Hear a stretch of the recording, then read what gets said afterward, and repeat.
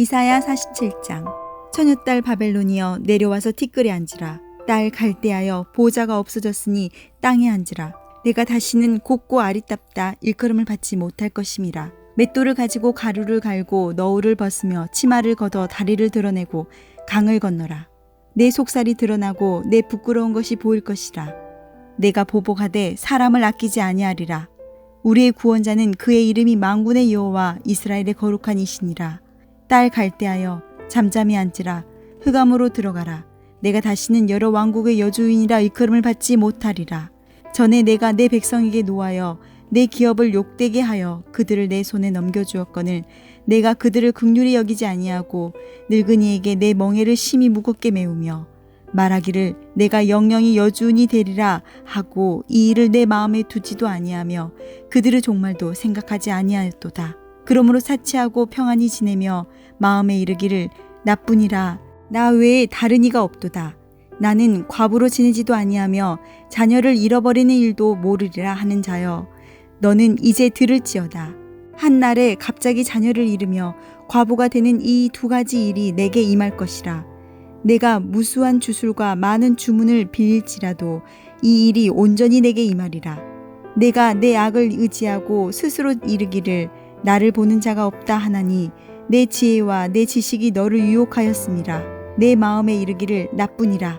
나 외에 다른 이가 없다 하였으므로 재앙이 내게 임하리라. 그러나 내가 그 근원을 알지 못할 것이며 손해가 내게 이르리라. 그러나 이를 물리칠 능력이 없을 것이며 파멸이 호련히 내게 임하리라. 그러나 내가 알지 못할 것이니라. 이제 너는 젊어서부터 힘쓰던 주문과 많은 주술을 가지고 맞서 보라.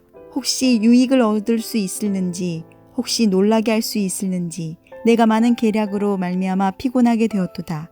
하늘을 살피는 자와 별을 보는 자와 초하룻날에 예고하는 자들에게 일어나 내게 임할 그 일에서 너를 구원하게 하여 보라. 보라, 그들은 촉에 같아서 불에 타리니 그 불꽃의 세력에서 스스로 구원하지 못할 것이라. 이 불은 덮게 할 숯불이 아니요 그 앞에 앉을 만한 불도 아니니라.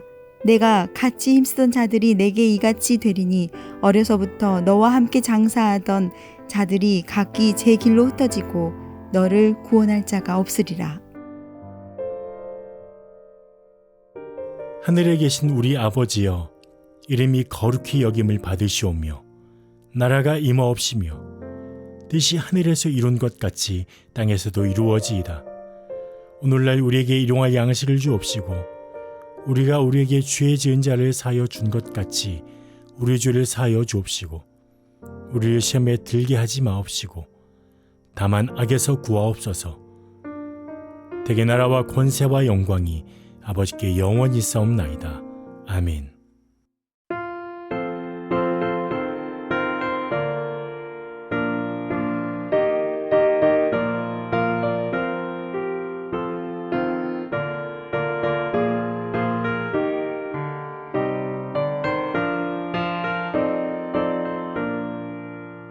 주가 세상을 다스리니 그 위엄이 넘쳐나고 그의 나라와 주의 영광 온 하늘에 가득하다. 저 흉악한 마귀의 무리 다 멸망케 하시는 주 이 찬양을 주께 드리니 큰 영광을 받으소서. 주가 권능의 손으로서 이 세상을 창조하니 그의 놀라운 창조 솜씨 만백성을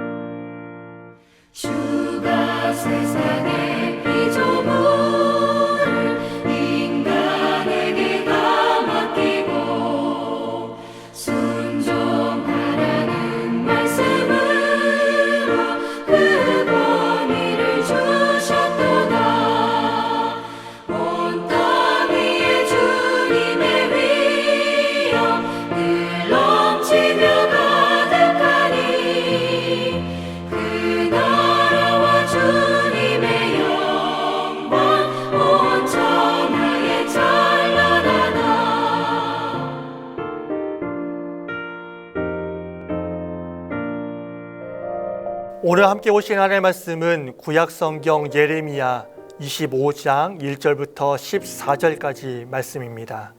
구약성경 1089쪽에 있습니다. 본문 중에서 8절부터 11절까지만 제가 봉독해 드리겠습니다. 그러므로 만군의 여호와께서 이와 같이 말씀하시니라. 너희가 내 말을 듣지 아니하였느니라. 보라, 내가 북쪽 모든 종족과 내 종 바벨론의 왕 느부갓네살을 불러다가 이 땅과 그 주민과 사방 모든 나라를 쳐서 진멸하여 그들을 놀램과 비웃음거리가 되게 할 것이며 땅으로 영원한 폐허가 되게 할 것이라. 여호와의 말씀이니라. 내가 그들 중에서 기뻐하는 소리와 즐거워하는 소리와 신랑의 소리와 신부의 소리와 맷돌 소리와 등불빛이 끊어지게 하리니 이 모든 땅이 폐허가 되어 놀랄 일이 될 것이며 이 민족들은 70년 동안 바벨론의 왕을 섬기리라. 아멘. 오늘 또 하나님의 풍성하신 은혜가 여러분의 삶 가운데 가득 임하시기를 간절히 축원합니다. 사랑하는 여러분, 예레미야가 하나님으로부터 선지자로 소명을 받아 활동하기 시작한 것은 요시야 13년, 주전 627년입니다. 그리고 예레미야가 본장의 예언을 선포한 때는 오늘 본문 1절에서도 언급하고 있는 것처럼 요야김 제4년, 주전 605년입니다. 따라서 예레미야가 선지자로 활동한 기간은 현 시점을 기준으로 23년이 경과하였습니다. 예레미야는 하나님의 말씀이 자기에게 임하는 그 순간부터 한순간도 하나님의 말씀을 전하는 일을 중단하지 않았습니다. 때로는 백성들이 자신의 말을 듣지 아니하므로 하나님의 말씀을 전하는 것을 중단하려고도 했습니다. 하지만 그렇게 하나님의 말씀을 전하지 않으려고 하면 할수록 그 마음 가운데 불붙는 것 같은 그런 마음이 들어서 다시 하나님의 말씀을 전하였습니다. 그가 전한 하나님의 말씀의 이 메시지는 유다 백성들의 회개와 또한 촉구의 메시지였습니다. 무려 23년 동안 유다를 향한 이 하나님의 말씀을 그는 선포하였습니다. 이는 다시 말하면 하나님께서 타락한 유다 백성들을 하여금 23년 동안 심판을 계속 유보하셨다라고 하는 그런 말씀이 됩니다. 그런데 여러분, 하나님께서 타락한 유다 백성들을 하여금 그 촉구와 이 회개를 위해서 예레미야만 보내신 것이 아닙니다. 본문 4절에서도 언급하고 있는 것처럼 하나님께서는 여러 선지자들을 그 가운데 보내셨습니다. 예레미야 이전에는 이사야라든지 미가 선지자를 통해서 유다의 회개와 촉구를 계속해서 선포하셨습니다. 그리고 그 이후에는 예레미야와 하박국 등 이런 여러 선지자를 통해서 유다 백성들이 돌아오게끔 계속해서 촉구하셨습니다. 근데 그럼에도 불구하고 유다 백성들은 돌아오지 않았습니다. 세월이 가면 갈수록 그들의 마음이 부드러워지는 것이 아니라 오히려 세월이 가면 갈수록 그들의 마음은 강팍해지고 또한 완악해졌습니다. 이에 대해서 하나님께서도 더 이상 그들에 대해서 참지 않으시고 바벨론을 통해서 그들을 심판하실 것이다 라고 오늘 본문 말씀에 선포하고 계십니다. 유다를 심판하시겠다라고 하는 이 하나님의 선포는 어느 날 갑자기 일어나는 것이 아닙니다. 하나님께서는 유다 백성들이 돌아올 수 있게끔 충분한 기회를 주시고 충분한 시간을 주셨습니다. 그리고 하나님께서는 유다 백성들이 돌아오게끔 계속해서 기다리셨습니다. 하지만 그들은 이 하나님의 기다림에도 돌아오지 않았습니다. 여러분, 이를 통해서 우리는 죄인이 망하는 이유가 회개의 기회가 없었기 때문에 그들이 망한 것이 아니라 하나님께서 심판을 이렇게 작정하셨지만, 그리고 작정하신 말미암아 계속해서 그 백성들에게, 그리고 우리 가운데 돌아오라고 계속 말씀하시지만, 우리가 기회가 없어서 그런 것이 아니라 우리 스스로가 그 하나님의 기다림과 그 하나님의 계속되는 그 부르심에 우리가 응답하지 않아서입니다. 많은 사람들이요, 하나님의 심판을 받고 나서 하는 소리가 뭔지 아십니까? 기회가 없었다는 것이에요. 내가 기회가 없어서, 내가 때를 놓쳐서 그 하나님의 심판이 내 가운데 임하고 내가 고난과 내가 고통을 지금 받고 있다, 그렇게 이야기를 합니다. 근데요, 여러분, 그렇지 않다는 거예요. 하나님께서는 돌아갈 기회를 주셨습니다. 주셨음에도 불구하고 우리가 돌아가지 않은 거예요. 하나님께서 우리를 절망의 구렁텅이로 빠뜨린 것이 아니라 우리가 우리 스스로 절망의 구렁텅이에 우리가 들어간 것이에요. 우리가 하나님의 심판을 무시하고 하나님의 그 고통과 하나님께서 우리 가운데 주신 그 고통과 그 고난을 우리가 업신여긴 것이에요. 여러분, 본문 말씀도 보십시오. 이 유다 백성들은 다른 신을 숭배하고 우상을 만들어 섬겼습니다. 그리고 7절에서 언급하고 있는 것처럼 하나님의 말씀을 순종하지 않았습니다. 자기 스스로의 행위로 인해서 하나님의 노여움을 일으키고 스스로 자신들을 해하였습니다. 여러분, 하나님께서는 10계명의 1계명과 2계명을 통해서 하나님 외에 다른 신을 숭배하거나 자기를 위해서 우상을 만들지 말라라고 엄히 경고하셨습니다. 그리고 다른 신을 숭배하거나 우상을 만들 경우에 그들 가운데 큰 재앙이 임하게 될 것이다 라고 말씀을 하셨습니다. 근데 그럼에도 불구하고 이 유다 백성들은 어떻게 했습니까?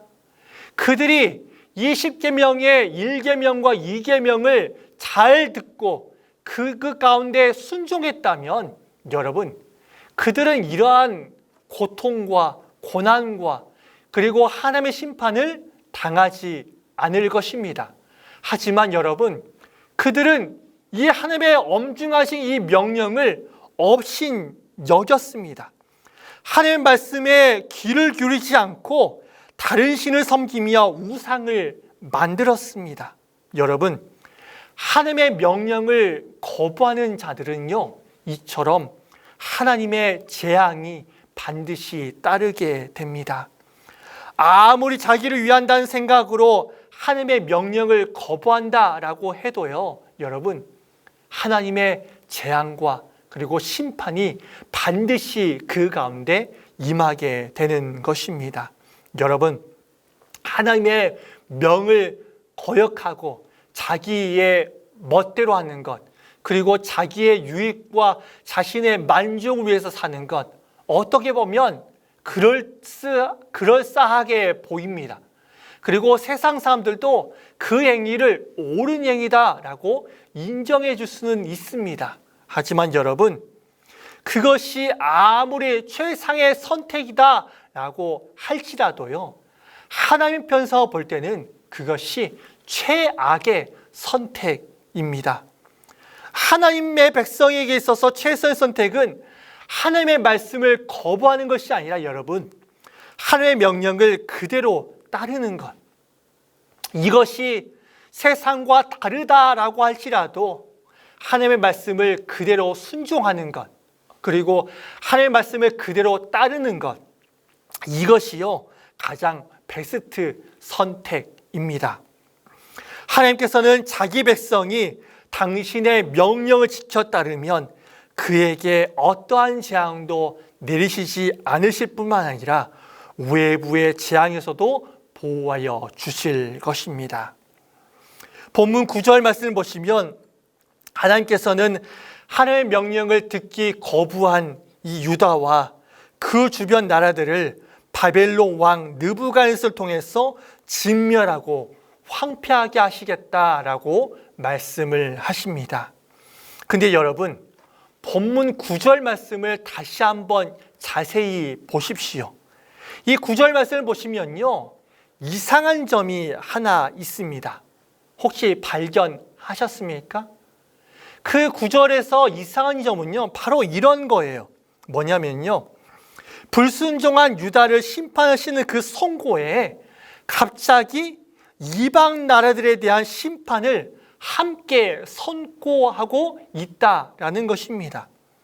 여러분, 왜 하나님께서 이 불순종한 유다 백성들을 심판하시면서 왜 어떻게 보면 엉뚱하다라고 보이는 이 이방 나라들, 이 예루살렘, 그 유다의 그 주변에 있는 그 나라들까지 왜 함께 심판을 선포하고 계시는 것일까요? 그것은 세상 열방에 대해서 제사의 나라로 세움을 받은 이 유다가 하나님 앞에서 그들의 본분을 다하지 못함으로 열방 나라들이 하나님의 은혜를 입을 수 없는 그 상태 가운데 만들었기 때문입니다.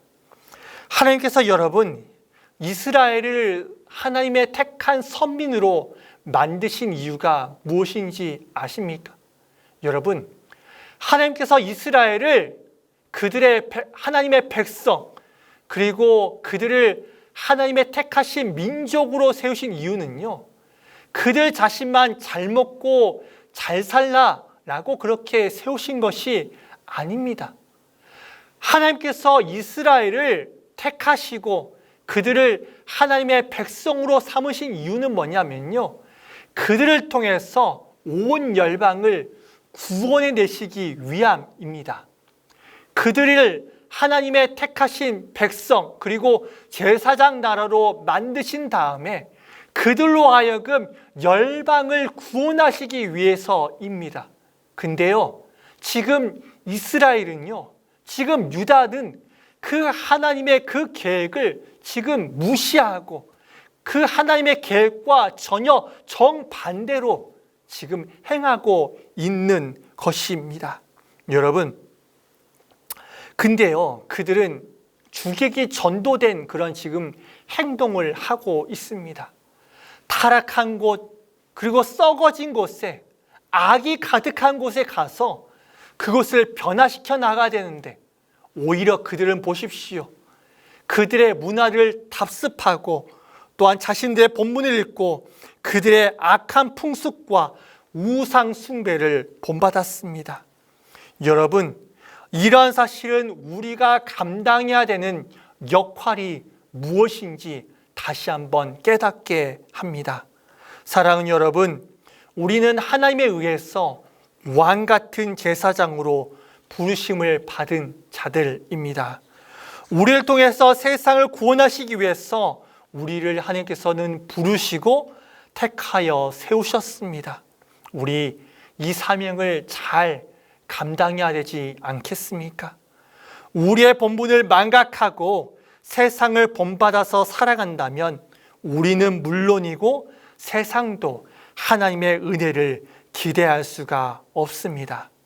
그리고 거기서 끝나는 것이 아니라 여러분, 본문 10절 이하의 말씀을 보시면 하나님께서는 바벨론도 멸망할 것이다 라고 말씀하고 계십니다. 여러분, 하나님께서 왜 바벨론을 택해서 그 예루살렘과 그 주변 나라를 멸하시는지 아십니까? 여러분, 바벨론이요, 선하기 때문이 아닙니다. 본문에서 하나님께서 바벨론의 그 느부갓네살 왕을 내 종이라고 표현했다고 해서 이 바벨론과 그 바벨론의 왕인 느부갓네살 왕이 하나님의 보시기에 올바르게 행하고 하나님의 보시기에 선하게 행하기 위해서 행했기 때문에 그들을 택하신 것이 아닙니다. 바벨론도 성과는 거리가 먼 나라였습니다. 그 어떤 나라보다 더하면 더했지 이 바벨론 덜하지는 않았습니다. 그들 역시 우상 숭배와 사륙, 파괴에 익숙한 나라였습니다. 하나님께서 유다를 심판하시고자 하는 당신의 뜻을 이루시기 위해서 바벨론을 택하신 것입니다. 여러분, 이를 통해서 우리는 세상의 역사가 우연에 의해서 이루어진 것이 아님을 알 수가 있습니다. 사랑하는 여러분, 모든 것은 하나님의 섭리와 주권 아래 있습니다. 세상은 이 모든 것들이 우연에 의해서 이루어졌다라고 말을 합니다. 그리고 지금도 우연에 의해서 이 세상이 돌아가고 있다라고 그렇게 말을 합니다. 하지만 여러분, 이 세상은 세상의 원리 그리고 힘의 원리에 의해서 움직이는 것이 아니라 모든 것이 하나님의 주권 안에서 이루어집니다. 말씀을 정리합니다. 모든 역사의 주관자는 세상이 아니라 바로 하나님이십니다. 세상 모든 것을 하나님이 주관하고 계십니다. 세상 사람들 모두가 그러야겠지만 하나님을 경외하고 믿는 우리들은 이를 더 깊이 깨닫고 인정하고 고백하는 삶을 살아야 합니다. 우리가 속한 공동체 그리고 나라, 민족의 운명은 우연에 있는 것이 아니라 바로 하나님의 손에 있습니다. 그렇기 때문에 하나님께 더 귀를 기울여야 됩니다. 더 하나님께 충청종해야 됩니다. 그리고 하나님께 더 순종하는 우리가 되어야 됩니다. 하나님의 말씀에 더 귀를 기울이고 회개함으로 돌아가서 재앙이 아니라 축복의 삶만을 사시는 여러분 모두가 되시기를 주의 이름으로 간절히 축원합니다. 기도하겠습니다. 하나님 아버지, 모든 역사의 주관자가 하나님이심을 우리가 믿습니다. 세상 모든 것을 하나님이 주관하십니다. 하나님 아버지, 세상 모든 사람들이 그러야겠지만 하나님을 경외하고 믿는 우리가 더 깊이 깨닫고 인정하고 고백하는 삶을 살 수 있도록 도와주시옵소서. 모든 것의 운명은, 그리고 우리가 속한 공동체, 나라와 민족의 운명이 하나님의 손 안에 있음을 기억하면서 하나님 아버지, 유다처럼 우리가 세상에 귀를 기울이면서 살아가는 것이 아니라 하나님께 더욱더 귀를 기울이면서 살아가게 하여 주시옵소서. 더 귀를 기울이고 회개함으로 우리가 돌아가게 하여 주시옵소서.